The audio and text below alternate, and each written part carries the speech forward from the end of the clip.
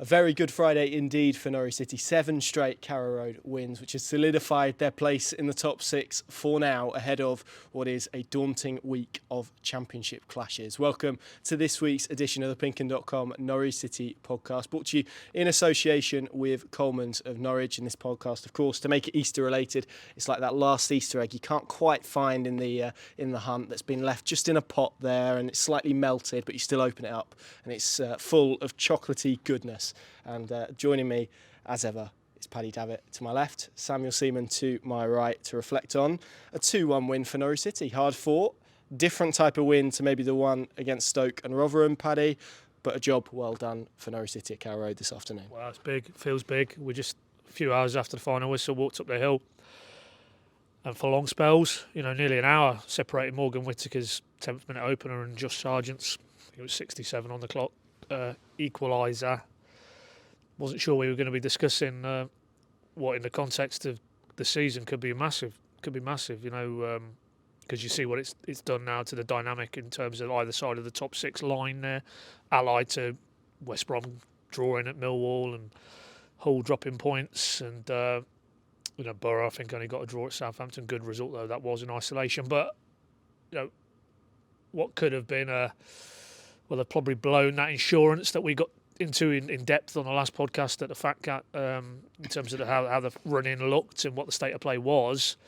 All that probably would now be framed very differently if they hadn't done what they did, which was to dig deep when they wasn't particularly playing well in terms of fashioning chances. I think in the second half, it's safe to say 2 goals from 2 corners, but they found a way. And as David said after the game, if there was any, certainly not him, but if there was any still doubt in the resilience or the character or even the quality in this group, I think you saw evidence of it today, because at various parts this season, and maybe David Wagner's tenure as a whole, that's the type of game they wouldn't have got that result. They wouldn't have dug it out. So it does scream, this is now sustainable, this is different, and they're here to stay in terms of that top 6 race. They're going to take some shifting now, and yes, I know Coventry, who are now 7th, have a game in hand, but a 4-point gap now to Norwich. There really is no margin for error now for those clubs below Norwich, because of what Norwich have done and did today, which was to, in circumstances that weren't favourable, having conceded early as they did, they managed to turn it around, and it just sets up quite a mammoth couple of games on the horizon now, which we'll get into in due course. But today it felt big, and because it answers questions that maybe were still lingering from that pre-festive spell, which we don't need to reopen that discourse, but it felt like that David Wagner probably wasn't going to be at this stage overseeing what is very clearly a full-on promotion push. Indeed, and for those watching on video as well, it looks like we've kind of done that. When people interview politicians and they don't show up and they empty chair them, it looks like we've kind of done that. He's professional as he is, working in the background. So we've got a picture of Grant Holt that was the first Premier League season back, wasn't it? I'll tell you what I always wonder, just this is a completely unrelated note, about that team. Whatever happened to Mark Tierney? Just no trace of him anywhere. Don't know what he does. I'd love to know. So if anyone knows what Mark Tierney is doing, but maybe cartwheeling in his spare time or something along those lines. But yeah, I'd love to know. I don't know what's happened to him. Anyway, Sam, back to the game. As we kind of spoke about there, you take the wins before the break. A 5-0 win over Rotherham, who I think could get relegated mathematically on Monday. Could have done today, but I think they've survived. There were loads of kind of permutations around that. We're at permutation stage of the season, which is always good fun. But Stoke as well, which was a brilliant win in terms of the way that they played and the attractiveness of it. This was very different because, and I actually felt Norwich played better in the first half in terms of, you look at the chances they created. They probably created more in the first half than they did in the second, but they were more ruthless in the second with obviously those 2 set-piece moments. But the way that they've won today in terms of coming from behind, with the character and everything that kind of creates, there is maybe I don't know. I probably feel slightly more satisfied today with that win, but maybe that's just me. But I'm sure there'll be a lot of Norwich fans who left today probably feeling a lot more, maybe even positive about this Norwich City side, because it's shown that face at this stage of the season in what Paddy says is a massive game. Yeah, I think the importance of it is that it came in the midst of some good performances. I think there can be a sort of oversimplification of this sort of cliche that good sides win when they're not playing at their best, and I think it's often actually an indicator that things are about to go downhill. But when you put it in the context of how good Norwich have been in the last few weeks, I think you can actually accept a performance like this and see the positives in it rather than worrying about the permutations, to use that word.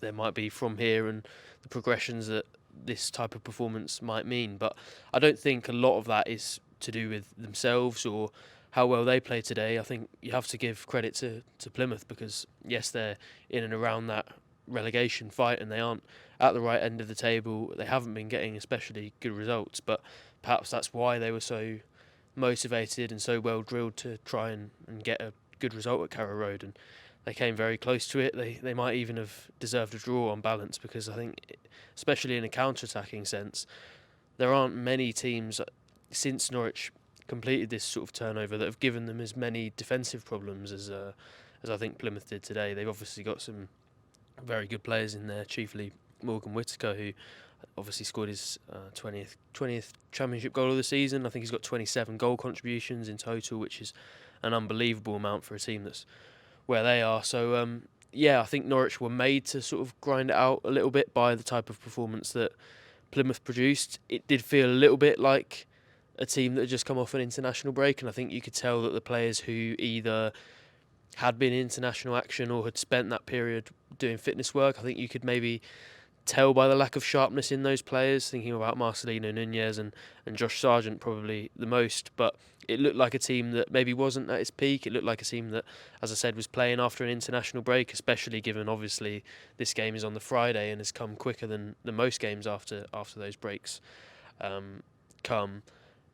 There were a lot of elements against Norwich today, and I think it will be really, really satisfying for that dressing room going in there and knowing that they've ground it out. And I'm sure they won't be keen to repeat that, and they won't think that it's replicable against all of these 7 teams that they've now got to play before the end of the regular season. But I think in isolation, for now, with the points on the board, they'll be very pleased with it, and I think it's good to see that they can grind it out, because, you know, and I am skipping ahead a little bit here, of course there's plenty of work to do, but if they do get into that top 6, you look at 3 games against teams that, you know, if they want to get promoted, 3 games against teams that probably will have finished higher than them in the league, may well be better teams than them, and they're going to have to find ways to do it. So I think showing again that they have got those characteristics is definitely a positive, and you can forgive it given the context of how good they've been performance-wise in recent weeks. And what this win does for them is it means that that East Anglian derby at Carrow Road next Saturday, not to skip too far ahead, but that means that Norwich City will be in the top 6 for or ahead of that game. Obviously, what could happen afterwards, we'll go down that road maybe a little bit later on. But Paddy, today it was about patience, it was about frustration, and it was interesting sort of towards the end of the first half. I felt a little bit of frustration just crept into the fans and probably into the players as well. They started forcing a lot of stuff that they didn't need to beyond that science chance that they had towards the end, but they remained calm, they stuck at it, and as I said, second half I don't think that they kind of replicated the levels of performance but also the chance creation that they had in that first half. But as Sam said there, good teams find a way to win games, and it doesn't matter how you do it. And I guess this shows maybe the value of set pieces and set piece coaching, I guess, to an extent as well. It was interesting that David Wagner and Sam McCallum, who I spoke to post game, were both very quick to praise Andy Hughes, and I know there's some analysts and whatnot behind him as well who helped with that. Only Cardiff have scored more goals than Norwich in the Championship this season from set pieces. It's, as I said, when you have games like this, when the margins are so thin and when they're so slight, and I don't know, maybe you're having a slight off day in front of goal as Norwich City were, certainly in that first half, it doesn't half help having that in your attacking Arsenal, does it, to have that set piece quality that Norwich City have at this moment in time? Well, it's won on the game today. That's the top and bottom of it. I can't think of too much else that they create. Sarah's later free kick, which thundered against the bar, and then Ashnak headed the follow-up over, but as their keeper had to do too much else in terms of shot stopping, not for me, not in that second half. So I don't think it's a stretch to say that their prowess, and that stat you quote is very telling. 23 teams in the Championship and only Cardiff have scored more set piece goals. It's it's testament to maybe from pre-season onwards at the work that they've done. Obviously he wasn't on the pitch today, but you have players like Shane Duffy, for example, with his aerial presence, and also the quality of the delivery. And both Fashnak for the first goal, Sara, we all know about his delivery. Nunes possesses that as well.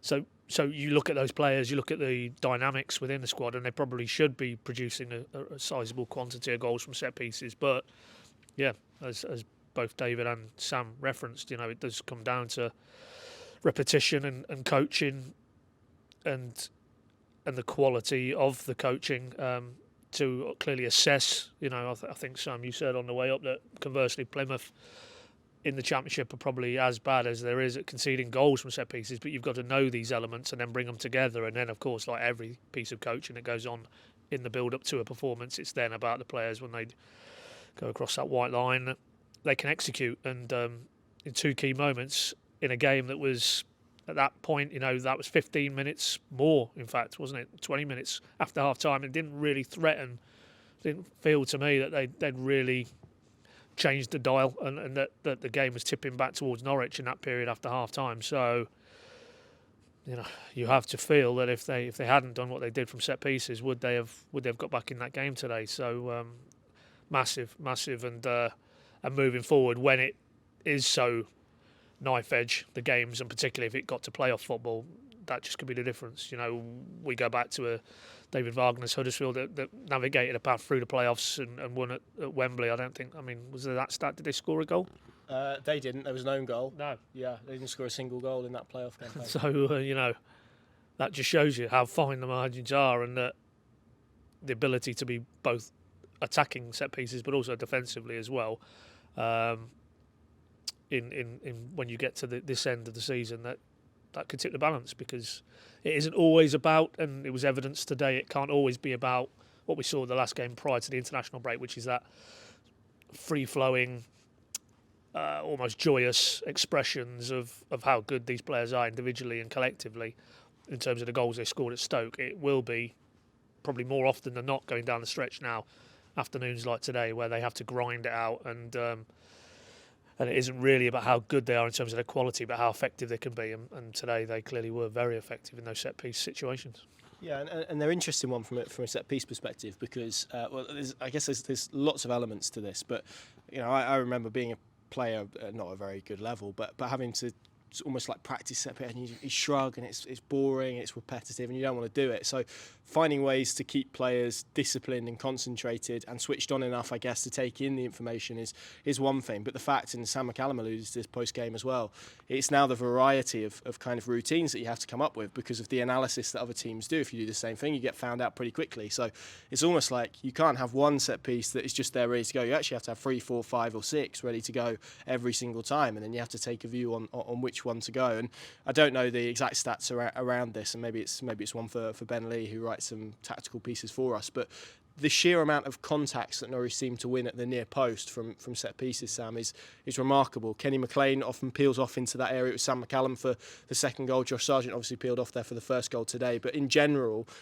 and again, I've got nothing to compare this to and no stats at hand to bring you, but it more than feeling, but it feels like they tend to win a lot of those first contacts at the front post. And if you can do that and flick it into an area, you obviously have the situation like they did for the second goal, where either it comes off someone and goes in, or it's in a hell of an area for someone else, Shane Duffy, other central defenders or other players, Ashley Barnes, to go and attack. So the way that they kind of set up set pieces as well feels quite clever, I would say. Yeah, I think one thing I've noticed is that it really takes the opposition players out of it that often will intercept those set pieces or nullify them. Obviously, some of the worst corners and the most irritating ones to watch when you're watching football are the ones that are either headed clear by the man at the front post or caught by the goalkeeper. And I think the fact that they've got someone going in there at the near post takes both of those options out of the way. There are actually a few corners today that I watched and thought, oh, that's a poor corner, that's going to get caught. And then you always have somebody jumping in there,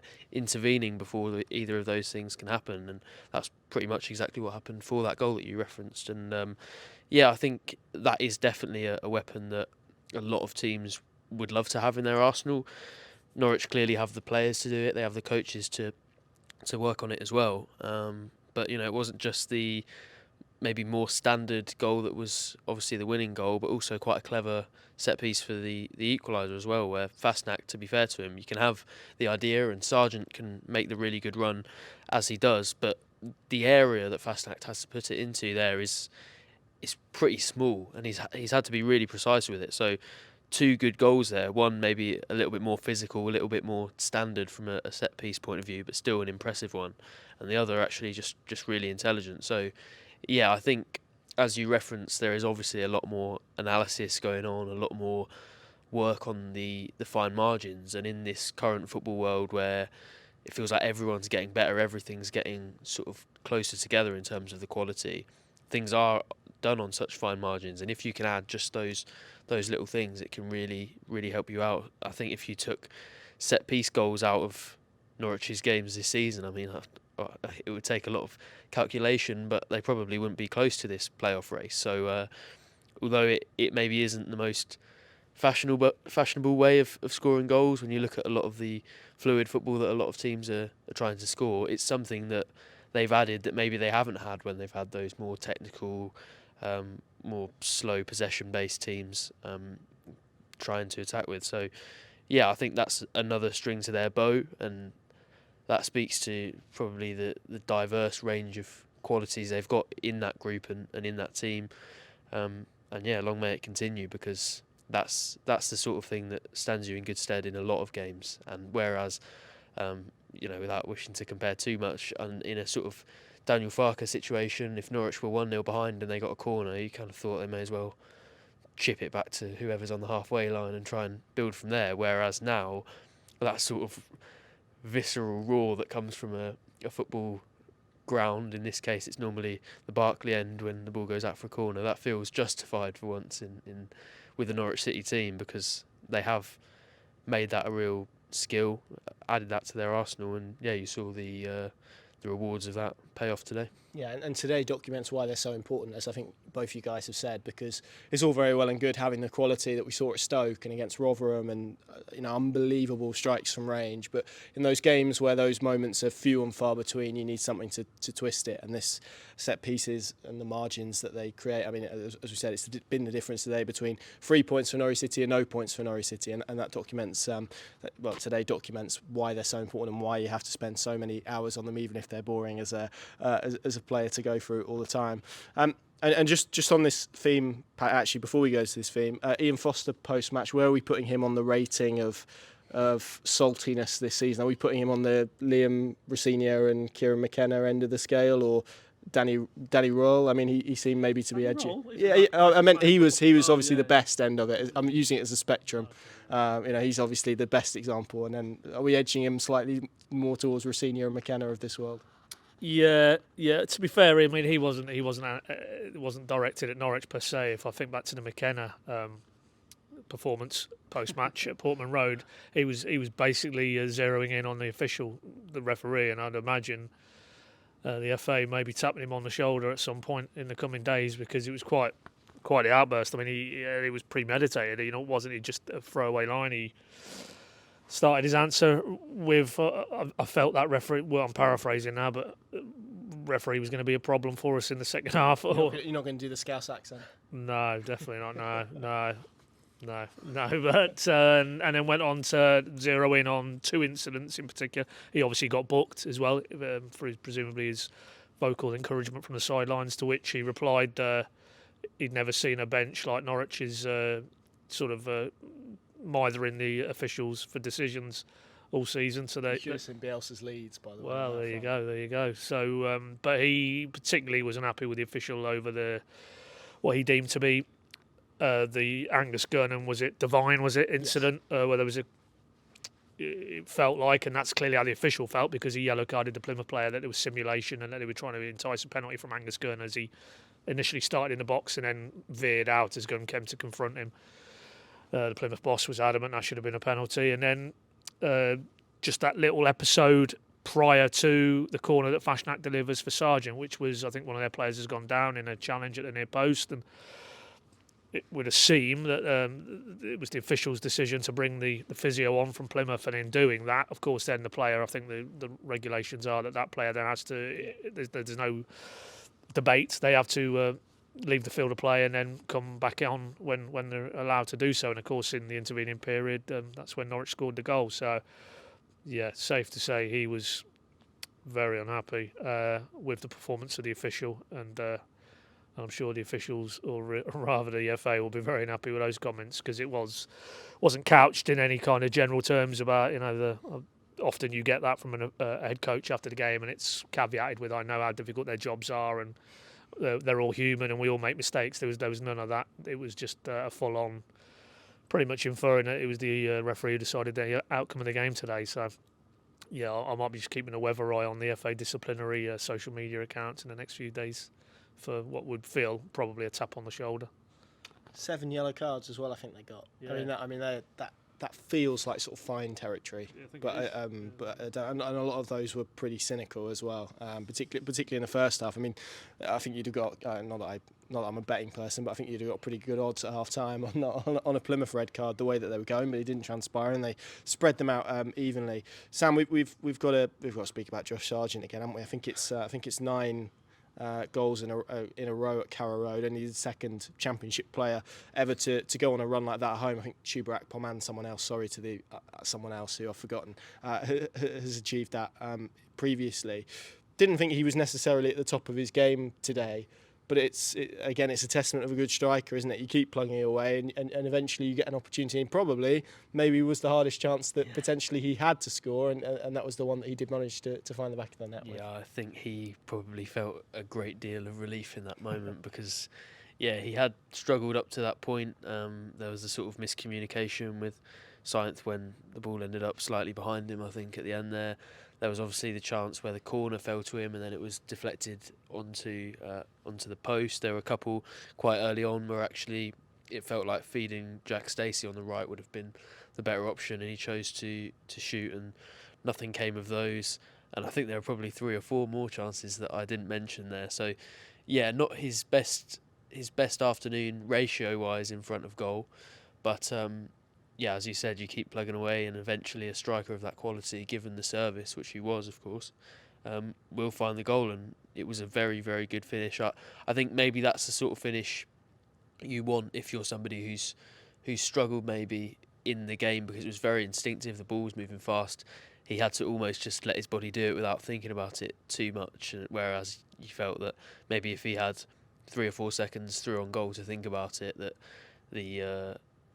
the missed chances previously might have affected his confidence. But yeah, I think he came up with the goal just when it was needed. I remember saying to Adam at half time, I said, I think if Norwich get a goal before 70 minutes, I think they'll go on and win this. And after 66, 1-0 down, it felt like even if Norwich were to get a goal, it had to come really, really quickly for them to have a good chance of going on and winning the game. And you just felt the atmosphere completely change when he scored that goal. And then obviously very shortly afterwards, I think 7 minutes afterwards, they had the winning goal in the end. So yeah, that goal was absolutely huge in their season. Really turned things in a big, big way. And everything we're talking about regarding the importance of those 3 points will be thanks to that goal at that vital time. And I think that's what the top teams have, is that when they're 1-0 down, when they desperately need a goal, when every game is important, you have a striker who you trust to come up with the goals at the vital moment. And yeah, I mean, you look back at the recent history of Norwich strikers, they've probably got Grant Holt and Tamer Pukki, and then you've got Josh Sargent, who is going right into that bracket as somebody who you feel pops up with the goals whenever you need them, really. So yeah, maybe not his most clinical display. I'm sure Narcis Pelac will have him looking at plenty of clips from today's game and seeing where he could improve. I also felt he lacked maybe a little bit of that sharpness when he was on the ball, got shrugged off the ball maybe more than he normally does.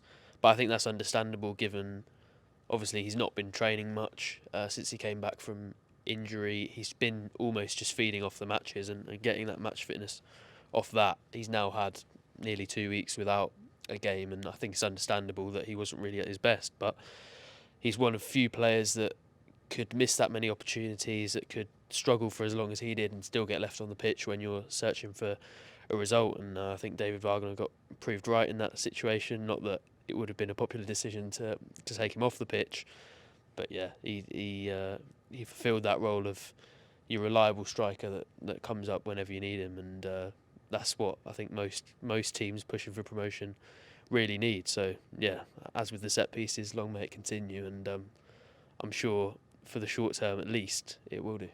Yeah, I mean, you said the goal that could define their season. I mean, I just wonder, two other moments, Paddy, that certainly defined this game, and as Sam said, could eventually come to define their season. The miss from Ryan Hardy at 1-0, where he rounds Angus Gunn, and it's quite a tight angle, but as I said in my verdict, we had Dean Ashton, not Dean Smith as I called him in my verdict, Dean Ashton behind us, and he's a striker who's played for England, and he was talking about how horrendous a miss it was, so I'm entitled to take his view over mine. That felt big, but then equally Hardy again in the second half at 2-1 was played through, and once again Norwich are indebted to Angus Gunn with a massive save at a massive time in a massive game. Well, do you know what that reminded me of? Because almost identical was the moment. All right, don't steal me thunder. Yeah. Was it Casey Palmer? I think it was. Yeah. The game was level at that point, I think, and even though Coventry had a man sent off by then, but that river end, that channel, and just the speed he's off his line, the frame to smother that with any part of his body. There was another one. I mean, obviously that was the standout moment. There was one where Whittaker cut past Sam McCallum and smacked one on the angle, and he just stuck out a leg. It might be just a big toe, but yeah. I mean, we feel like we say it often, don't we? That we might be biased, but name me a better keeper in the Championship. And when the dust is settled, if they're in the playoffs, I'd love a piece of analysis that would forensically go through all the games, these types of moments, and how many points that probably has converted into that he has saved on, because it's he's an indispensable cog in this machine, and we'll worry about the summer and contractual statuses and what that may bring, but in the here and now, they don't probably beat Coventry that day. They probably don't beat Plymouth because of those moments. And of all the elements that need to come together for a successful promotion push, having a keeper as good as him is definitely top of the list, I'd say. Is he as important as Josh Sargent is for this Norwich team for you? Yeah, I mean, you can say you slice it, isn't it? Really, I mean, you could probably say they're on a par. Really, one is the main goal threat. One is very much the man who keeps them out at the other end. So it's probably unfair to in that context to try and pick one over the other. Suffice to say, they are, as a pair, definitely the most pivotal players in this 11.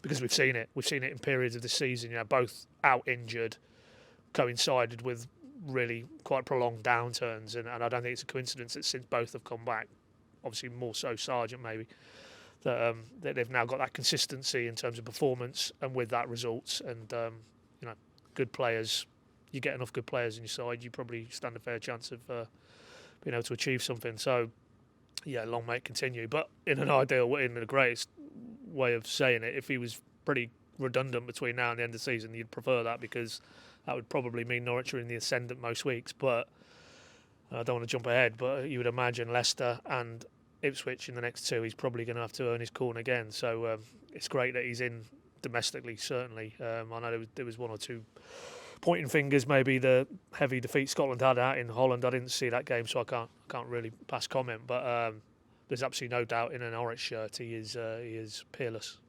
Yes, he is, and majorly important as well. And it is the case, Sam, isn't it? You've got a striker at one end who is valuable in terms of providing goals, and one at the other end who's vital in terms of keeping them out. And I mean, you said about him being a bit busier today. He's kind of had two weeks off, hasn't he, with Rotherham, where I don't think they had a shot, did they? Or maybe they did have one, but I don't think they had a shot on target. And then Stoke as well, where he wasn't tested majorly. There was one shot that hit the post, wasn't there, from memory, but I don't think he was tested that much. So I think the fact he was more involved today is not necessarily a bad thing. But again, it's what he provides from a defensive perspective, because if you're a defender and you've got Angus Gunn behind you, I mean, I can imagine that, particularly for someone like Jakob Sørensen, but all of them really, I can imagine that really gives you a real sense of confidence as a defender. Oh, definitely. I mean, obviously they'll want to avoid mistakes as much as possible, but it probably takes a layer of pressure away from them. There's not going to be the sort of panicked defending that maybe having a pretty poor goalkeeper will cause, and on the ball as well. He's always been an important part of how they've built up. You know, he's one of these keepers that, without maybe having the world class ability that an Edison or an Alisson has to just chip the ball into sort of the final third and find a player in space that way, what he does have is the nerve that's really, really important if you're going to try to suck teams in and trying to make them press you to then leave that space in behind. And he is still capable of finding those passes. I remember when Tim Krul was in goal, you used to see a lot of those chip balls out to the fullbacks fly out for throw-ins, and it felt like there was more of an error in him. But for some reason it feels, well, for some reason I say, but because of the ability that he's got and because of the lack of mistakes we've seen from him on the ball, it feels like there's more of a trust in him from the Carrow Road crowd when he's on the ball. And I know there's probably always going to be a little bit of murmuring when goalkeepers take their time and when the team plays out from the back when they're under a little bit of pressure, but I don't get the sense there's the same level of anxiety when he's on the ball that maybe there has been with previous goalkeepers. So I think that's an important part of it. The defenders know that they can rely on him to find them with the passes, and you know, as you said, really, when you've got a goalkeeper like that behind you, it just takes the pressure off a little bit, just gives you the sense that even if you do make a rare mistake, that it's probably likely the goalkeeper bails you out. And he keeps surprising me every time a player goes through on goal. It always feels like they're going to score, but I actually said goal, I think, when it felt Hardy, so much like he was in a fantastic position. He opened the ball up. I don't even think it's too bad of a finish from Hardy. It looks like he's curling it right into the far corner. But yeah, just somewhere Gunn's leg sticks out, and he makes an unbelievable save. So yeah, he's done that a few times. His importance is undeniable, and yeah, as Pad said, I think he'll be called upon probably quite a lot, especially if Norwich end up reaching their playoff goal. But yeah, you can't improve on him if you're Norwich, and just savour him while he's here, because I'm sure there will be bigger clubs looking at him. Hopefully he can go up to the Premier League with Norwich, but if not, it feels like he will be back at the top level before long anyway. Finally then, Paddy, to close off this part, what was more impressive for different reasons? The free kick that Gabriel Sara didn't score, or Christian Fashnak's miss? Well, I think you're being harsh there, Connor, because I saw a replay back, and the revolutions, the power the Brazilian maestro has put on that ball, it was travelling back off the bar, and the angle I saw on the replays, in all seriousness, I think it just bounced right towards him. I think he did have to. I don't know what you're smiling for. You're clearly feeling that's a bit of a boo-boo, but I'm not, because understandably it looks like he's got an open goal. But I think if you were to watch it back, you would see that it isn't quite straight at him. You know, he's had to adjust his body, and then the pace, as I say, which was a tremendous free kick. The power when it's rebounded off the bar, I'm going to cut him some slack there. So whatever your original question was, because I've forgotten now, but certainly I wouldn't be digging out Mr. Fasnacht on that. And obviously, you know, without him, they don't score the equaliser. So I think you need to retract your initial statement when you said it was the worst miss you'd ever seen or something like that in real time. So yeah, not for me, no. But you're going to tell me different. No. I was asking the question. It's a shame that Sarah one didn't go in, because that was, I think, probably the best free kick I've seen not scored, if that makes sense. That was incredible. I haven't seen the Fashnakt one back beyond initial real time, but it did seem a bad one. But maybe it wasn't. We'll be back in a second anyway, part 2. We're going to obviously look ahead to Leicester and Ipswich. We'll do Bring the Heat and all that good stuff. We'll see you in a mo. Welcome back. You're listening, watching to the PinkUn.com Norwich City podcast, brought to you in association with Coleman's of Norwich, of course, producers of the very finest mustard in the land. We're feeling particularly, I don't know, do you say festive at Easter? Yeah, I think you do, don't you? And you know, it's the season of eggs and all of that good stuff, rabbits and daffodils and other Easter baskets and all those related hot cross buns. I love a hot cross bun. All of those various Easter related things, which is great. And Norwich City, of course, in action twice over this weekend, which is great as well. 2-1 win over Plymouth, and then a trip to Leicester as well. Hopefully I've filled enough time for the lads to think of a Bring the Heat option. Sam, let's start with you this week. Who bought the heat for you today in that game? I'm gonna go for Jack Stacey because I think he's probably the best performer on the afternoon that we haven't mentioned yet. Had another very good game, and I think he's had a very good 2 or 3 months or so, especially with Sarah in this sort of inside right role. And I know Norwich didn't. Well, I think they were 1-0 behind when Sarah actually dropped into that deeper midfield role. So obviously Fastnac could go out on the right. But when Sarah does play that role, it gives Stacey a lot of work to do. Obviously, from a defensive point of view, when they lose the ball, Sarah tends to be in a central position. So when that transition starts, he's the one on the right. And then from an offensive perspective, you have similarly Sarah wanting to go inside and interact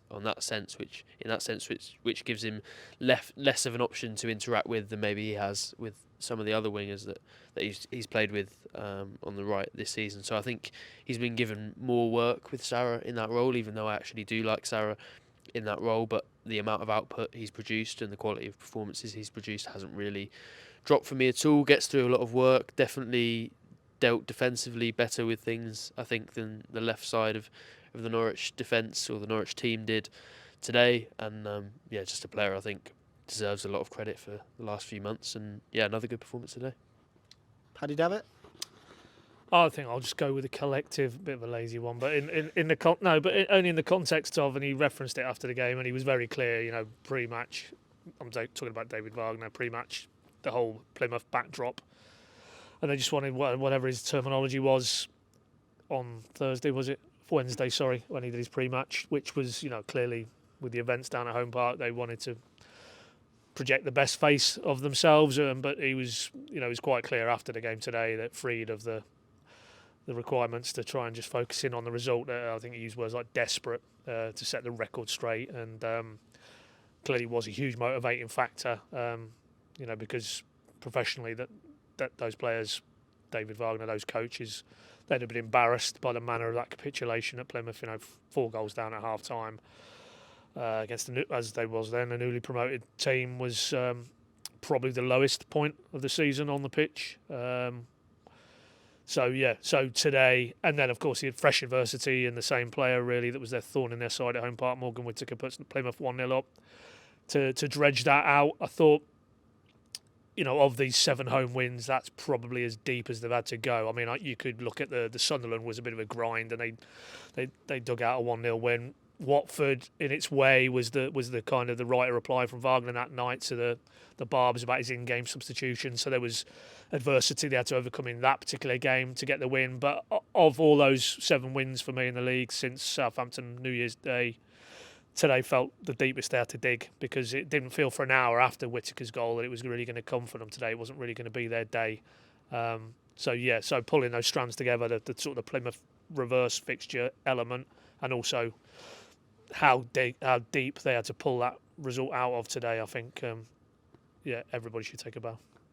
Do you know Lovely. I just remembered something, While we're on a Coleman's related subject, I feel like there was a time when the Coleman's connection started that we were thinking of all our best Coleman's products. I tried a new one last week. Ooh, this is all free, by the way. I haven't been paid extra to say this, but they do like a kebab powder thing that, like, if you put it on like chicken or corn in my household, then it, like, obviously you cook it and it tastes like kebab stuff. Oh, it's amazing. I love a kebab. I love a kebab so much, and now I can take it home thanks to Coleman's. All right, Luke Littler. Honestly, dear me. I'm going. But brilliant plug, of course, and we are grateful for Coleman's support as ever. I'm going to go for, this is a bit harsh, I'm going to go for Adam Forshaw, just because I think it's quite impressive to play for 2 teams and to having lost both of the games for each of the team. Sorry, Adam. I guess if you want to be positive, you could give it to Andy Hughes, who, as we said in the first part of the show, is taking a lot of plaudits tonight for all of the various set piece wonders that Norwich City have whipped up this season. So there you go. There's 2 from me. So there we go. I did want to move on and speak a little bit about what's happened this week, Paddy, because it's been eventful. It's been maybe a slightly busier international break than we anticipated. last week you obviously, and we spoke about this on the podcast, and this was our top 6 podcast, wasn't it? About the fact that we had an interview with Stuart Webber coming. It was wide ranging. It was on lots of topics. It was on, some reflections on there about his time at Norwich City. There was obviously a bit about his upcoming bid to climb Mount Everest, which is the hook for the reason you spoke to him, because it's the reason he's going away pretty soon to do that. Obviously, there's one quote in question, and I won't I don't need to read it again, and everyone will be aware of what I'm talking about when I mention that. And it's obviously had a lot of attention and a lot of commentary and lots of comments on it and whatnot. As we sit here, it's not quite a week on from when it was published, but it's close enough. How do you reflect on everything that's kind of happened this week? Well, look, I mean, there was a lot of different opinions on what is an incredibly emotive discussion point. Anytime you're talking about race or ethnicity or inequality, discrimination in any sense, not just filtered through, our sort of Norwich City worldview of it all, then of course, it's a powerful societal fault line in many ways. And I would think that wherever you are on the spectrum of this particular episode, what we all would agree is that that comment is unacceptable. It's inexcusable, and as a result, quite rightly, the reaction was as it was. And for me, it's those 5 players that you referenced and their families and those closest to them who, through no fault of their own, were placed in that position and had to deal with that. So they're the ones who, all through this, I've felt for, basically, that they had to confront that and be subjected to that, and the ones closest to them. But what I would say, I mean, obviously that was Saturday last week, and it was obviously clearly, that Saturday, Sunday, very raw, very emotional, a lot of powerful stuff on social media particularly. But in the days that followed, I felt that there was, maybe where in that initial space there was clearly going to be no context or nuance really afforded to his comments, which were, as you say, Connor, essentially a piece about, a guy climbing Mount Everest, and off the back of that, trying to raise awareness and funds for a charity in Norfolk with his wife that they created over 2 years ago to improve life chances for young people and maybe young people who've had some challenging things to deal with in their background. And that was essentially the context to those comments. And I think in the days that passed,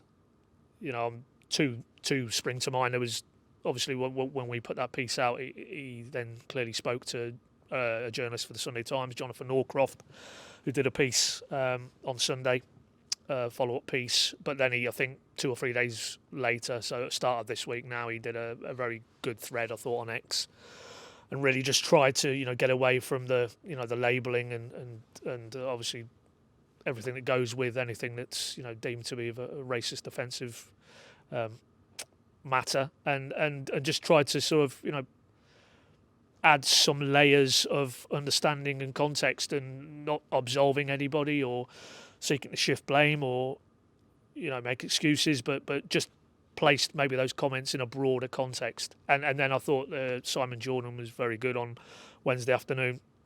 He was on his TalkSport slot, did a piece with the Kick It Out German. And again, I thought he made some very valid points, which were, maybe a counterpoint to where we were sort of Saturday when they first came out. But as I say, clearly nobody, I don't think would argue that those comments were unacceptable and unforgivable. And the speed with which clearly Webber reached out to the players and the families, or at least tried to reach out, that was clearly on his part, and understanding that those comments were offensive and were hurtful, and that's all I'd say on that. And obviously from where we come in, where I come in, where we come in as a brand, clearly we've had to reflect on, are there things that we could control, that we could do better? Would we do better if that happened again? Of course, there's some of the timings around some of the content we put out on social off the back of the actual story. I'm sure that's something we would look at again. even this point about could I have challenged him mid-interview? That's something I've given some serious thought to, and it's for me. I can't, and I've said this to you. I can't think of any, not even Norwich City interview, but any sporting interview at any point by any organisation where that scenario has played out and there has been a challenge mid-interview.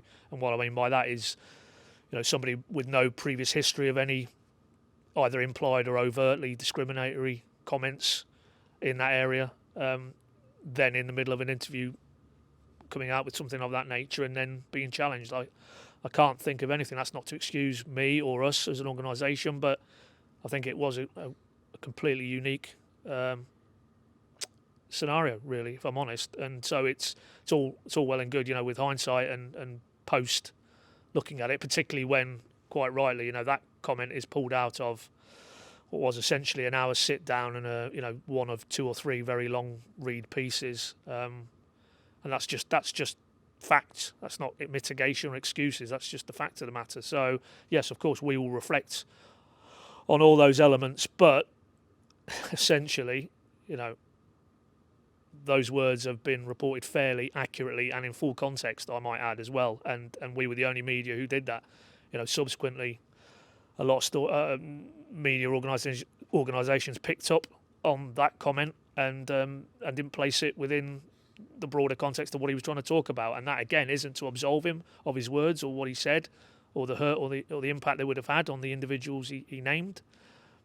But I think context is relevant, and we were the only organisation who, to my mind, have quite clearly carried that in a manner that how he put those words across, in their entirety. So, yeah, not great for us as an organisation to have to deal with, or me as an individual, and we'll clearly reflect on those matters. But as I say, that's by the by. This is an episode that just reaffirms again, that as a society, we all have a responsibility. And it was, within 2 or 3 days after the interventions I referenced from Norcroft and Jordan, you've then got, Brazil's Vinicius Jr., he's breaking down in a press conference over in Spain because he's being asked again about the serial racism that he's subjected to in a lot of grounds when he plays for Real Madrid. And, that just underlines again that this is something that we all have to confront, really, and is with us, and it's not just a part of football. It's not football's problem; it's society's problem as well. So, not a great episode to have any part in, but ultimately for me, the thoughts in both in the immediate aftermath and now was with those players, really, and their families, and having to be subjected to that because. It can't have been very pleasant for anybody involved. Yeah, and it's I think is worth saying as well, and obviously I'm not going to go into depth into various things, but we have spoken to some of the players involved, some of the players' camps involved, some of the players' families involved as well. I'm not afraid to admit I've found it very tough this week, to be honest, at various points, and it's probably wanted just to go to a beach and turn my phone off and lob it in the sea at various points. It's not been easy, and it's never nice when you end up in that type of situation, because like you said, I think you end up reflecting on what you could have done or what maybe you should have done or how it played out and whatnot, and it's very difficult. And I'm acutely aware as well that we've done a podcast like this every game and our content as well more broadly, and it's us three today, and we're all white males, and Adam as well, so that would be 4. But every time that we walk in, or I walk into a press room, or we walk into a press room, I think I'm very conscious of what that environment is a lot of the time, which is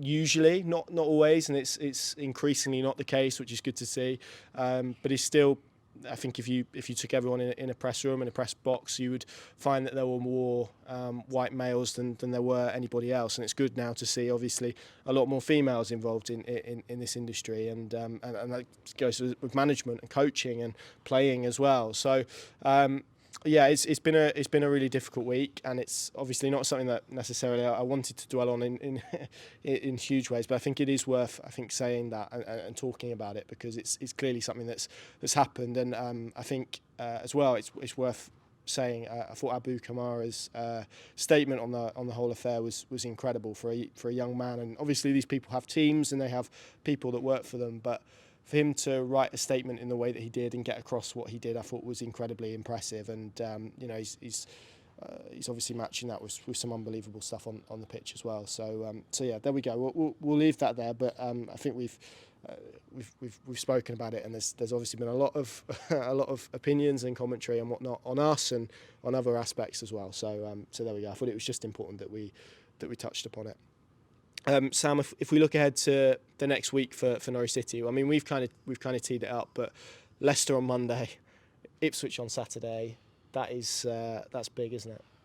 It's absolutely huge. I think the Ipswich game has almost made the Leicester game feel a little bit smaller, but you look at that and it's a good team, but it's also a team that's really in a period of suffering at the moment, and a team that probably Norwich will feel, although they won't go in as favourites and it won't be a disastrous result if they lose that game, they'll go into it definitely feeling like it's an opportunity. You know, with 7 games left, it's a decent percentage of now they're pushed to try and get into the playoffs. So against a big team at maybe one of the better stadiums in the Championship and with a lot of eyes on it, that does feel like a really big game that's actually almost being forgotten about and brushed aside before it's even happened because of the magnitude of obviously the game that follows it just 5 days later. But I'm sure we're all looking forward to the derby. I've spoken to a lot of fans today that already okay. You're not looking forward to it, but I know you know how big it is, and you know what a big occasion it is. I've spoken to a lot of fans today that are already thinking about it, and yeah, I'm maybe more excited than you are, but I don't think you can deny the magnitude of it. Obviously, Ipswich are in fantastic form. Norwich are in fantastic form themselves. It's at Carrow Road where Norwich have been especially good in the last few weeks, and this looks like maybe being one of the highest quality East Anglian derbies there's been for a really long time. It feels like they shook a little bit of the nerves and the apprehension maybe in that game in December, and should be a very good game, but also a huge game for Norwich's playoff ambitions, because the psychological impacts of potentially losing that game and losing a 15-year unbeaten record at Carrow Road against your biggest rivals, I think that would be a huge blow going into the last 5 games of a season which obviously still is very much in the balance, and Norwich are very close to reaching their goal. So yeah, huge for both teams. It looks like Norwich might even be the only team left that can really knock Ipswich off course in terms of automatic promotion. So yeah, I'm looking forward to both games. It feels like there's a lot less pressure on Norwich going into this Leicester one.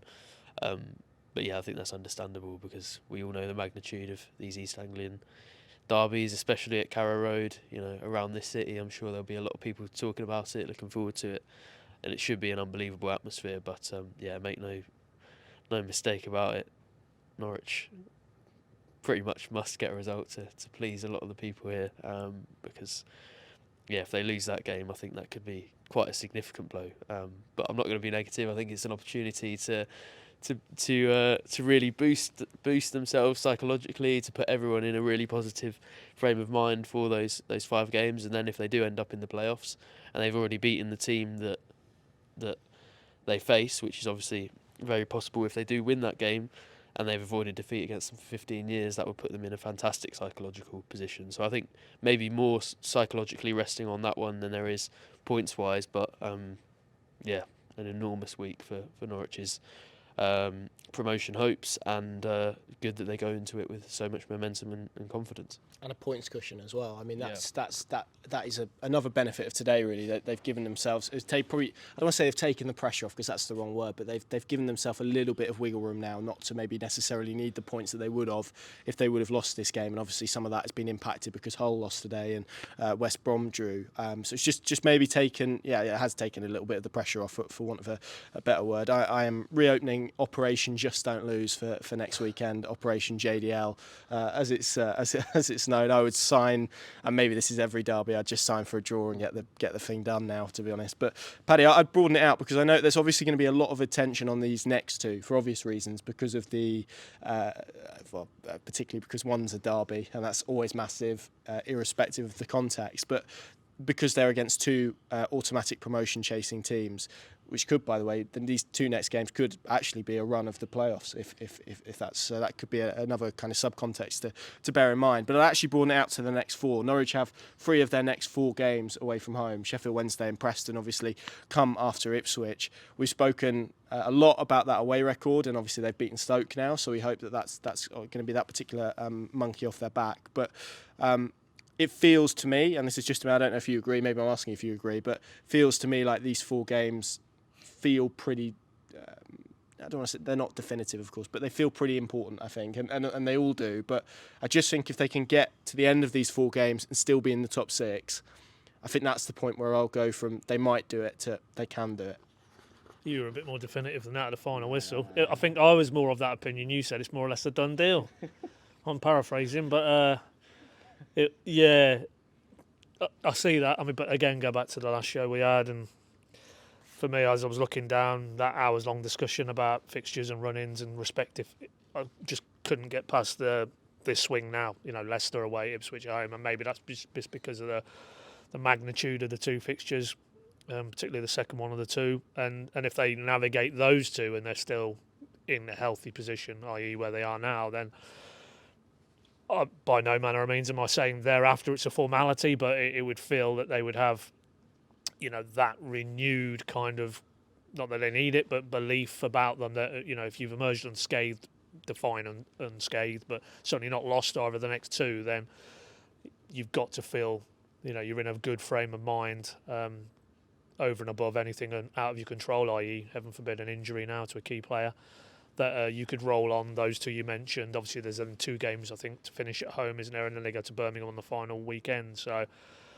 yeah, no, I'd be fairly confident, just because maybe it's a psychological element, because if the opposite was true and, you know, it doesn't quite go as anybody connected to Norwich would want in these next 2 games, you know, and one of those is clearly in Ipswich and all the historical baggage that comes with that over the last 15 years, then does that have a really major psychological dent? You know, we won't know, time will tell, but it's not something I don't think David Wagner would want to have to contemplate, that he would be metaphorically picking players up from having, you know, been the first group to lose a derby in 14 or 15 years. I know, yeah. So never mind the fan base. So, you know, just keeping that level head, and he reiterated it again today. You know, when I put it to him, well, you've almost dragged West Brom into it now by them not winning at Millwall and you doing the business, and it was just, and it sounded like he'd repeated that mantra in the dressing room this afternoon after the game, that what's gone is gone, and it's just stay in the moment, don't get carried away, don't worry about the permutations.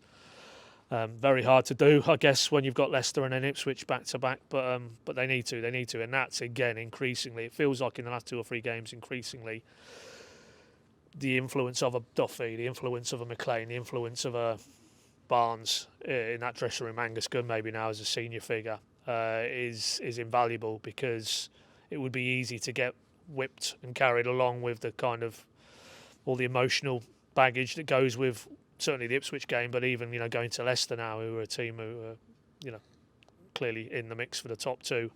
But you just think with the experience core that is in this group of players now, that won't happen, and that, you know, they've been there, they've seen it, they've done it, they know what's required. And again today, that was, you know, maybe if that was a younger group of players or an inexperienced group of players, they don't get back in that game. You know, they don't just hang in there, just keep plugging away, hope, knowing that if they keep doing the same things, putting the ball in the right areas as they did on them set pieces, something will drop.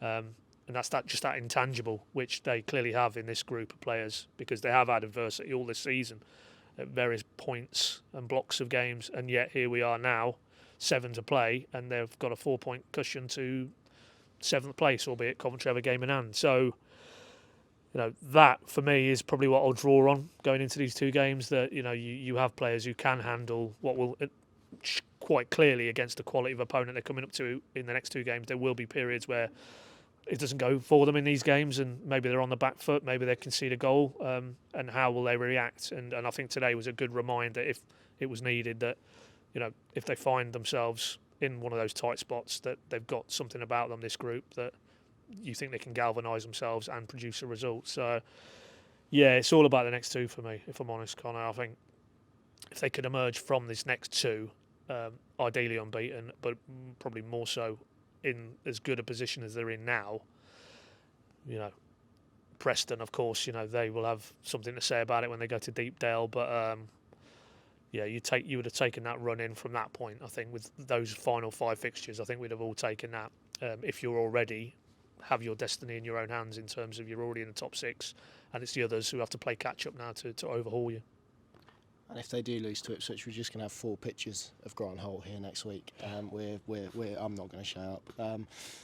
So from these 2 games, because we might do a pre-Ipswich pod, I think that's still up for debate. We'll see how it goes, and how next week pans out and whatnot. But 6 points on offer, Paddy.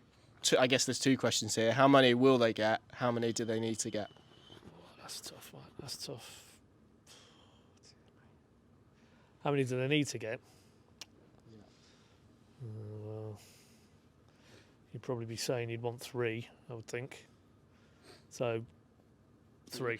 3, yeah, 3. Lose at Leicester, which, it's not helped by the fact they've got beat at Bristol today. And I don't know how, obviously we're recording this while Ipswich were leading. They've won great.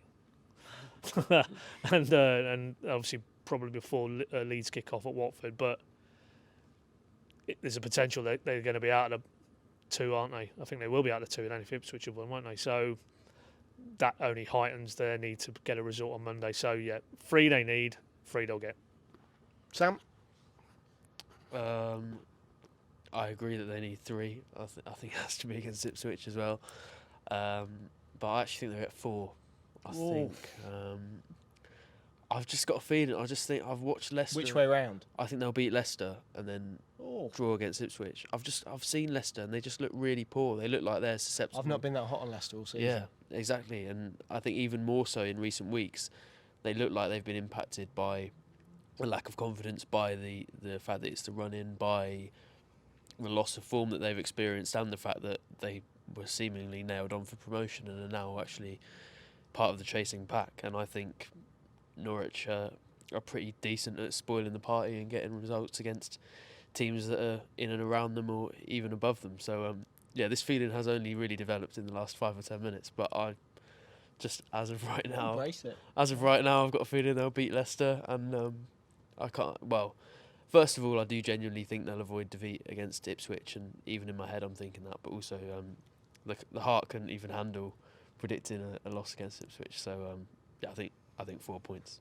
Need 3, get 2. I think that's how I'm going to go with it. 2 draws, and whether that's going to be enough to keep them in the top 6 come next weekend, we shall see. That seems like an apt place to wrap it up.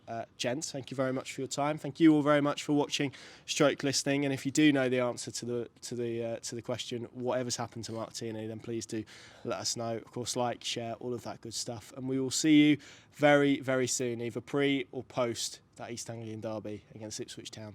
Enjoy your Easter. See you soon.